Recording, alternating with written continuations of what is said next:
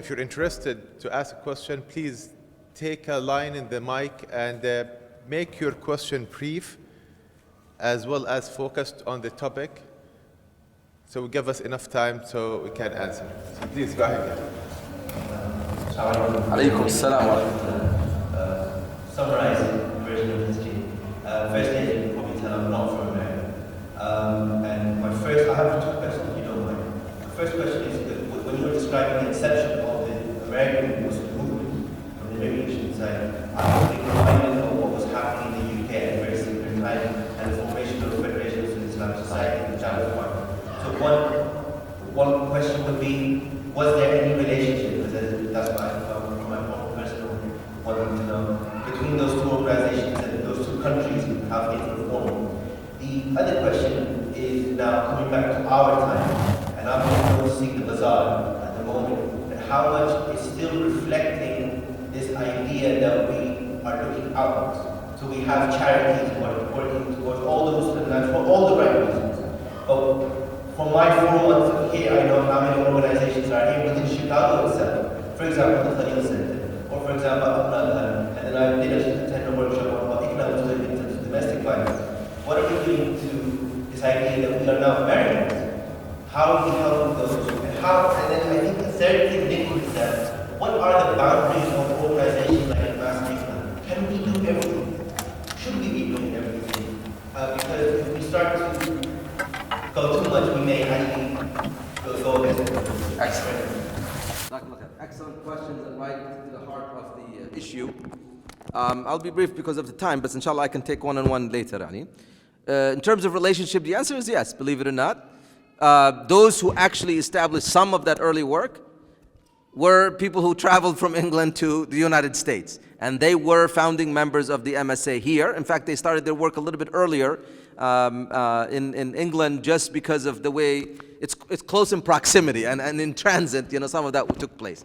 As this process evolved, there was continued organization. Even in my time. So I came in the United States in '82. I got involved in MSA probably in '83. And it's been my life and heart and soul since.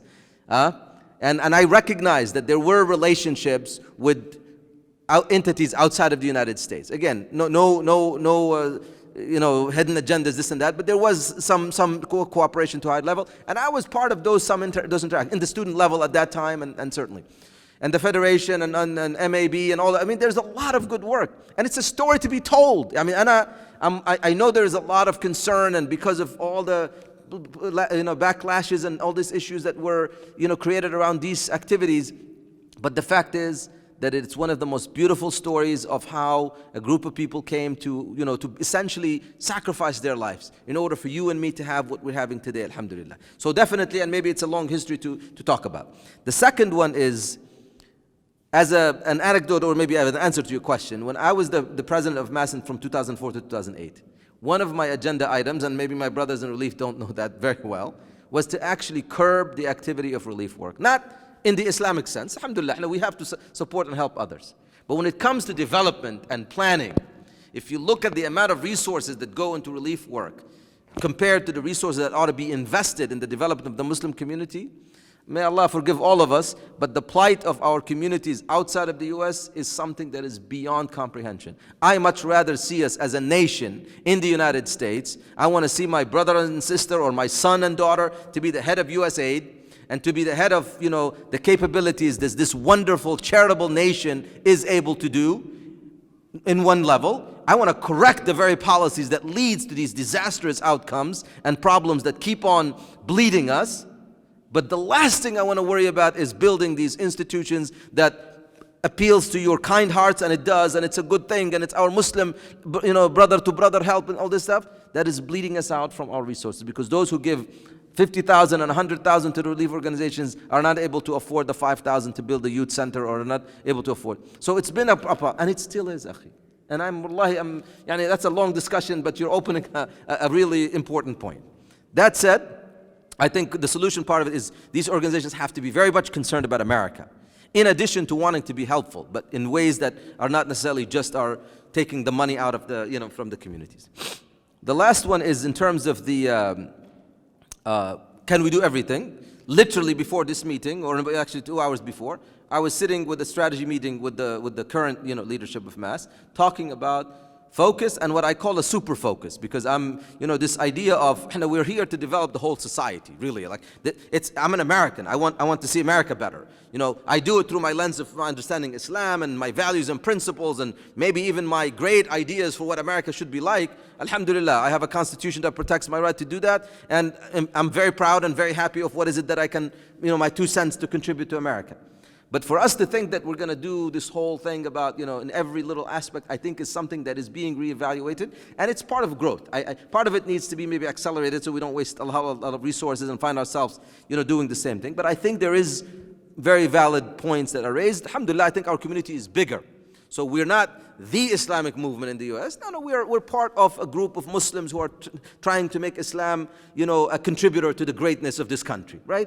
So we can figure out our space, and we can figure out where we impact most, and our areas of impact can be focused upon, and so on and so forth. And I think that's a process that everyone can contribute to. From your angle, from your masjid, from your school, from your expertise, and you can do that, inshallah. Jazakallah khair for raising those questions. Wonderful questions. Next question.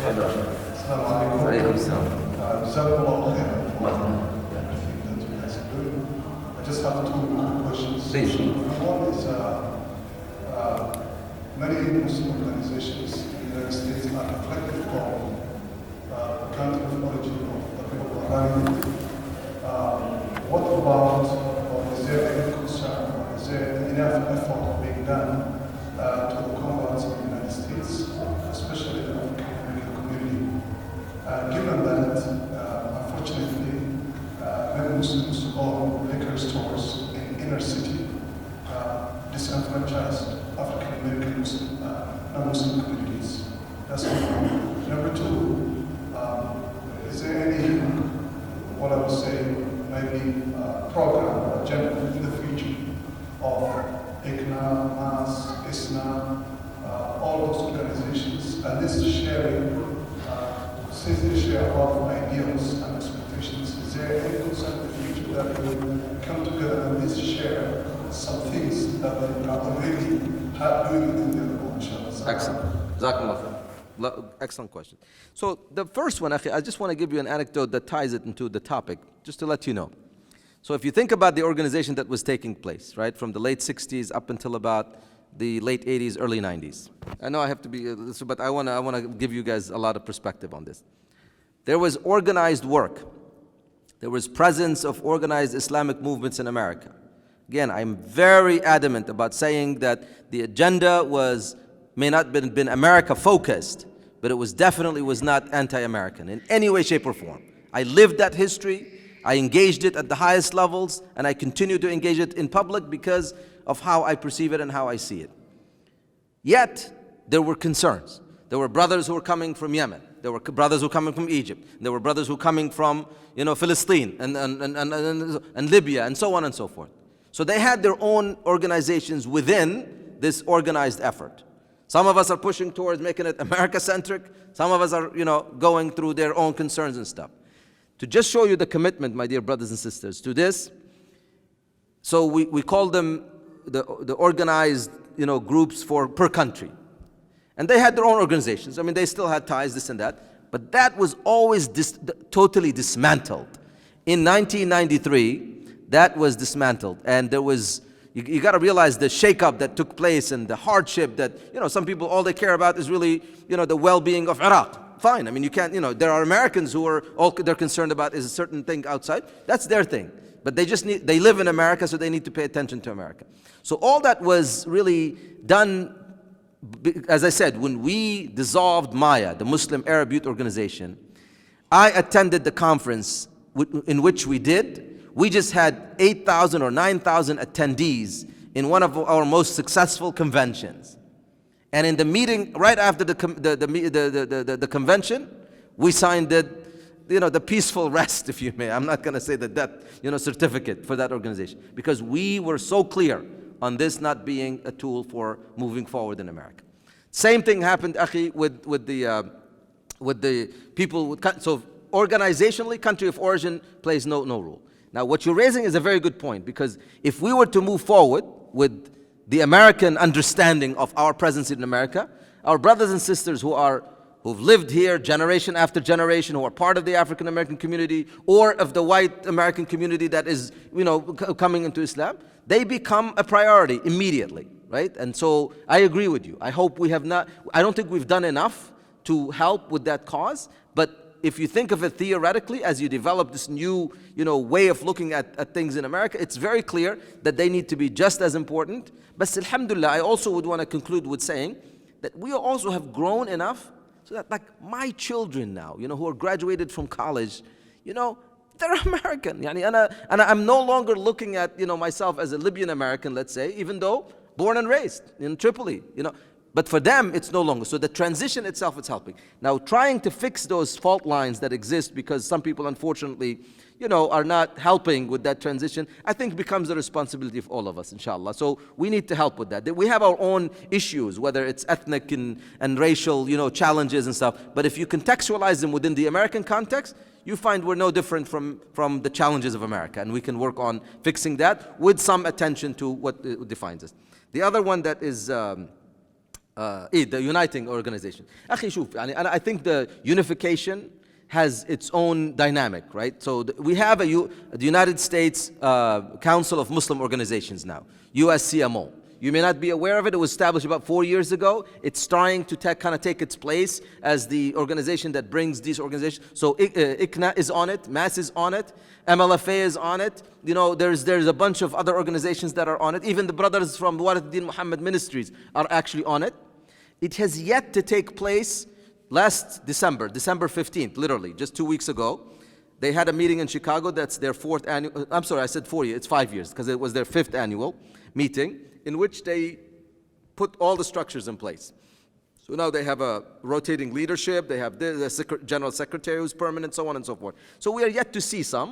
ISNA is close, but has not come on board. I mean, there's a healthy exchange of how best we can move forward, but I think it's happening. Maybe we need to accelerate because I think we're under a lot of challenges. I think our youth and our second generations are eons ahead, and so I'm hoping they become the owners of a lot of these institutions and move them forward in a much more natural and much more, a better way. But those things are happening, inshallah, and you just need to, keep an eye and get involved, so that inshallah we can move forward, inshallah. Jazakumullah khair. I don't see anybody else having questions. So, you have a question, please. And keep it short. We have literally 2 minutes on. Khalas. Minute for him and minute for me. Inshallah. So please keep it short. Alaykum salam. Just a quick question of people like you and other people for organizations and the zeal for organizing Muslim effort. I've been a part of OSAs, and I've seen that kind of the goal of the immigrant Muslim experience was just make sure your kids are doing better than you when it comes to like academically and financially.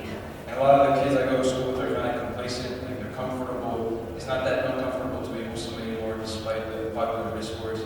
And they're just kind of content, going to school, doing the thing, try to get them to get into organized work, and they're not really about it. So how do you encourage that zeal to continue when people get comfortable and complacent? Excellent. Not only do I appreciate your comment, but I live it. I'm a surgeon, right? That's what I do. I've been a doctor for the 25, 30 years, whatever. My daughters, one just graduated from Yale with the political science degree and has gone to law school, and she's running for school board. My other daughter is at Harvard, alhamdulillah. She's a 4th year studying social studies. And so to me, that's the part that we impart onto them, right? Because we recognize the importance. Not only do we want them to be better than us, but we want them to carry the torch. We need them to realize that there's much bigger challenges ahead because America itself is challenged and America needs to be better moving forward. I think the difference that will change that is ensuring that they take their Islamic identity with a sense of mission. It's not just alhamdulillah, where we can pray and we can find the masajid that we need to pray, or we can come to conventions, and even though there is somebody who gets called this and that in school, and care is here and they will do their work and so on. No. I mean, the mission is far bigger than what we talked about as the lessons learned, right? We're not here just to, establish a way of life and be comfortable with it. We're here for constant improvement on the human condition in the society that we live in, that we call home, and that is America. And so they need to be challenged. They need to be in the forefront of addressing those issues that are not specific to Muslims, nor are they just a Muslim problem. And we're not victims of it so that we're paralyzed and we can't move. No, we need to be in the forefront of fixing these problems. I think those lessons, that's why, very simply, when we talk about extremism, all the studies that came out showed that people who are masjid connected, people who are, who are comers of the masajid, to the mosques and stuff, are the least to become, radicalized and get into this problem. So for us, it's actually the same thing. And I'll tell you another thing that you may not pay attention to. In America, when the problem of extremism, with the acuteness of the problem of the conflict between the US and many parts of the Muslim world, whether it's the Iraq war, Afghanistan, Iran, all the stuff that's going on. Just imagine if you had a community that is already so close-minded in its Islamic understanding, that is here just to be what it is, the amount of radical, and extremism that could have been rooted in this community.